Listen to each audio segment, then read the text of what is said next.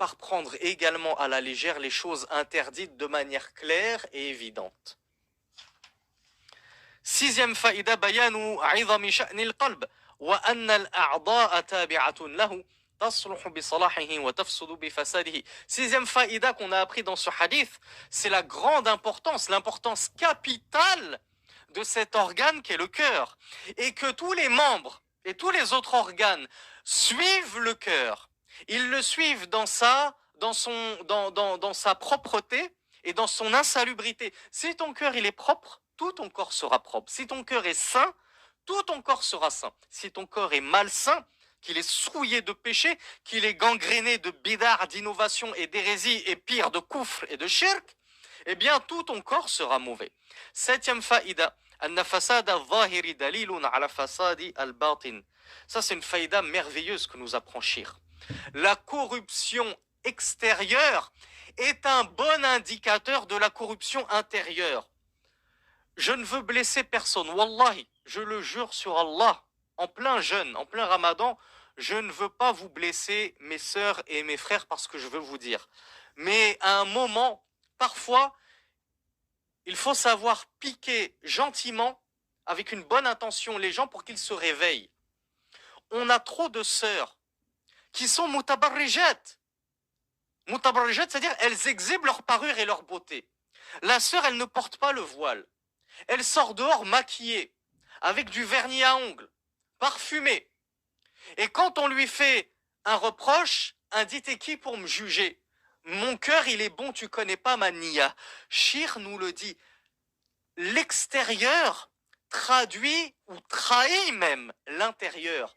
Si tu avais le cœur si pur que tu le prétends, ma sœur, si tu étais si chaste et pudique que tu le dis, il y en a qui s'énervent, ouais, c'est pas parce que je porte pas le voile que je suis pas chaste. Je veux pas être méchant, Ourti, mais on a du mal à te croire en fait. On a du mal à te croire parce que si vraiment tu étais aussi chaste et pudique que tu le penses, tu te couvrirais de façon chaste et pudique. L'extérieur trahit l'intérieur. Et c'est pareil pour toi, Akhi. T'es un frère, tu te rases, tu fréquentes les filles, tu manges du haram, tu vas jouer des jeux à gratter au PMU. Et après, quand on te fait le reproche, tu dis t'es qui pour me juger?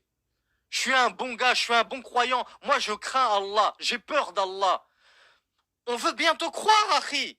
Il n'y a pas de souci, on n'est pas du tout en train de vouloir ton mal, de te rabaisser, pas du tout. Mais on dit, attention, Akhi, l'extérieur traduit l'intérieur. Si vraiment ton cœur était aussi pur, si ton cœur était vraiment rempli de crainte d'Allah, comme tu le prétends, tu ne ferais pas ces actes-là. Parce que ce hadith est une preuve. On ne parle pas sans science, on n'est pas en train de te juger sans science. On te juge selon la loi d'Allah, selon Al-Kitab wa Sunna, le livre et la Sunna. Dans la Sunna, le messager d'Allah nous a montré que lorsque le cœur est mauvais, le corps est mauvais. Donc si on trouve ton corps dans un mauvais état, dans un état de souillure, tu ne te respectes même pas toi-même, tu sors dévergondé, aguicheuse, etc., ça traduit inévitablement l'état de souillure de ton cœur. Donc on ne dit pas ça pour te vexer, on ne dit pas ça pour te rabaisser, on te dit juste, reprends-toi en main tout simplement, on ne veut que ton bien, on ne veut que ton repentir, et en voulant cela, on n'est absolument pas en train de prétendre que nous on est meilleurs que toi, que moi parce que j'ai une barbe et une chachia, je suis meilleur que toi, Harry, qui n'a pas de barbe et qui n'a pas de chachia. On n'est pas en train de dire que parce que ma femme porte le niqab, elle est meilleure que toi qui ne porte même pas le voile. On n'est pas comme ça, on ne fait pas de concours de foi qui est meilleur que l'autre. On dit juste, travaille sur ton cœur et tu verras que le reste suivra. L'extérieur suit l'intérieur. Travaille sur ton intérieur, tu verras que l'extérieur suivra. Tu porteras le voile de toi-même naturellement. Ce ne sera même plus difficile. Une fois que tu auras poli ton cœur, que tu auras purifié ton cœur de l'orgueil, des bidars, des innovations, des shirkiyat, de ces choses qui touchent au polythéisme. Parmi les shirkiyat, il y a ar-riya, l'ostentation, le fait de vouloir se montrer et tout. Purifie ton cœur, orne-toi des bons comportements, des bonnes mœurs, des bonnes conduites, de la chasteté, de la pudeur, de la crainte d'Allah, etc., tu verras que le reste suivra naturellement. Ça se reflètera extérieurement. Et le voile, non seulement sera devenu facile pour toi, mais tu ne concevras même plus de sortir sans voile. Et combien de sœurs ont sauté le pas? Qu'Allah les récompense. Tellement qu'il y en a qui ont dit, j'ai tellement travaillé sur moi, j'ai tellement travaillé sur mon cœur et ma niya, que le voile, ce petit khimar fourmi, ne me suffisait plus. Je suis passé au djilbab, qui est le véritable voile légiféré. Ce voile qui couvre la femme de la tête aux pieds. On ne voit aucune forme. C'est pas une petite abaya sur les épaules et un petit foulard que je rentre à l'intérieur de ma abaya. Et on voit toute ta silhouette. Et par-dessus, tu mets en plus une veste cintrée, la totale. Non.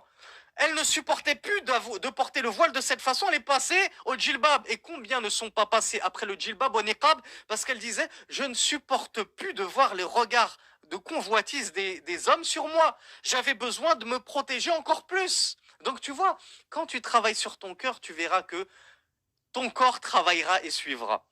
Et enfin, la dernière faïda que nous apprend le shir, أن في اتقاء الشبهات محافظة